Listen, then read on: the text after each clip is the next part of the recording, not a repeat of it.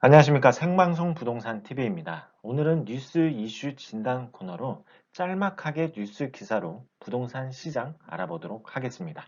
노도강 닮은 수용성 버블세븐 재현되나. 자, 노도강은 서울의 지역이죠. 노원구, 도봉구, 그다음에 강북구를 뜻을 하고 있습니다. 자, 이 지역 어땠었죠? 바로 이제 노무현 정부 때 2006년 말 수도권의 핵심 지역 부동산 가격이 오른 뒤 남아있는 투기 수요가 외곽으로 퍼지면서 상대적으로 가격이 올랐던 지역이 바로 노도강입니다. 그러다 가격이 내리막을 접어들게 되었죠.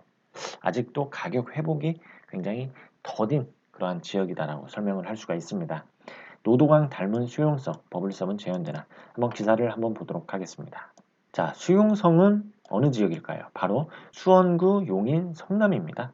일부 지역의 그 집값이 급등세를 보이자 2000년대 중반에 버블세븐 현상이 재현되는 것이 아니냐 우리의 목소리가 나오고 있습니다. 자, 12.16 부동산 대책 이후 수원 영통구는 5.61% 올랐다고 합니다. 9일 KB부동산 리브온에 따르면 12.16 부동산 대책 발표 이후 전국의 아파트 시세 수원구는 4.7% 올랐고 용인 수지는 2.68% 상승을 했다고 합니다. 성남은 성남 분당구는 1.07% 올랐는데 같은 기간 서울의 상승률은 0.87% 그리고 강남구의 상승폭은 0.86% 상승률을 보였다고 합니다. 포인트를 말씀을 드리면은 5.61포인트 올랐고 용인 수지는 2.99포인트 상승을 했다고 합니다.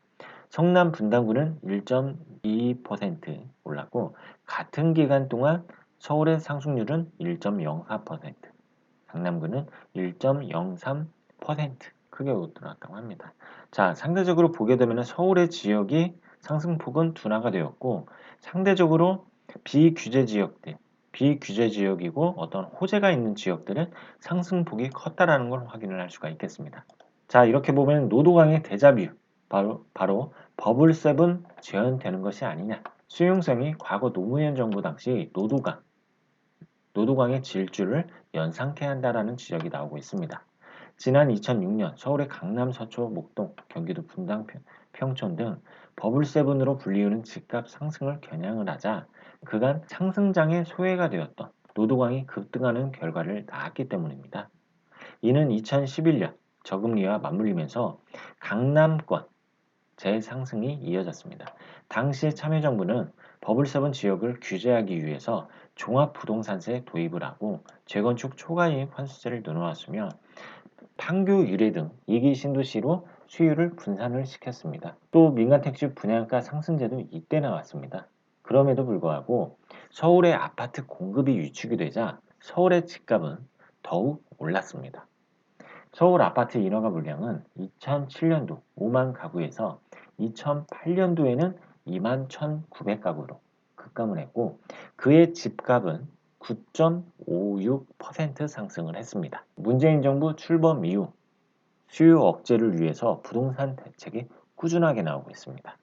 집값이 상승을 하면 규제가 나오고 이어지고 있는 패턴이 반복되고 새 아파트가 시세를 이끄는 현상이 나타나자 이에 대한 학습 효과가 바로 수용성의 상승으로 나타나고 있다는 이야기입니다.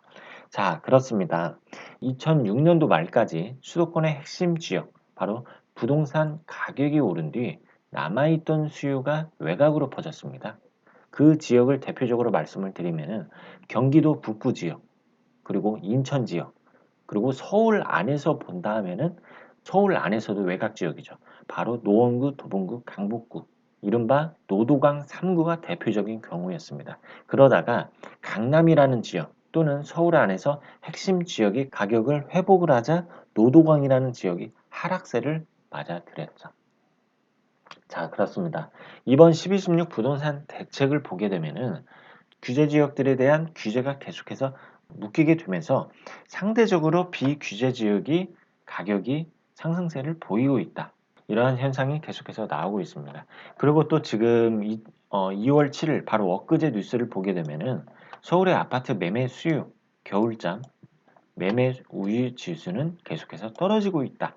이러한 이제 기사가 있었는데 작년 12.16 발표 때에는 매매 우위 지수가 128.3에서 일주일 후에는 108.5 급락을 하고, 그리고 5월 3일 기준으로 봤을 때에는 101.2 수준으로 떨어졌다고 합니다. 자, 이 매매가 우위 지수를 보게 되면은 그렇죠. 매매가 우위 지수는 0에서 200 범위 이내에서 지수가 100을 초과를 할 때에는 매수자가 많다라는 걸 의미를 하고, 100 미만일 경우에는 매도자가 많다라고 이렇게 표현을 하고 있습니다. 100을 초과를 할 경우에는 어떠한 시장이 되겠죠? 매수자가 많다라는 걸 뜻하고, 그리고 100 미만일 경우에는 매도자가 많다라는 것입니다. 그 매수 우위 지수를 보게 되면은 바로 작년이었습니다. 11월 11일 날 119.1, 그리고 정점을 찍었던 때는 언제였습니까? 12월 9일 날 128.6의 지수를 찍었고, 이렇게 12.16 부동산 대책이 나오고 나서 계속해서 하락세를 보이고 있는 게 서울의 지역입니다. 그런데 이렇게 상승을 하고 있는 지역은 바로 수용성이다라는 점, 이렇게 정리를 하도록 하겠습니다. 이렇게 뉴스 기사로 부동산 시장을 알아봤고요. 12.16 부동산 대책 발표 이후 규제 지역은 9억 원 이하의 주택들이 상승할 것이다라는 예고가 많았습니다. 하지만 비규제 지역에서 풍선 효과가 더 크게 작용을 하고 있는 걸 확인을 했습니다. 마지막으로 우리가 2017년 파리 대책에서 규제 지역이 처음 발표가 되었죠. 그리고 나서 중간중간 해지가 된 지역도 있고 추가 지정이 된 지역도 있었습니다. 정부는 부동산 안정화를 위한 대책을 꾸준히 내놓고 있으며 규제 지역 추가 가능성 또한 있다라는 사실 꼭 알아두셨으면 좋겠습니다. 감사합니다. 생방송 부동산 TV였습니다.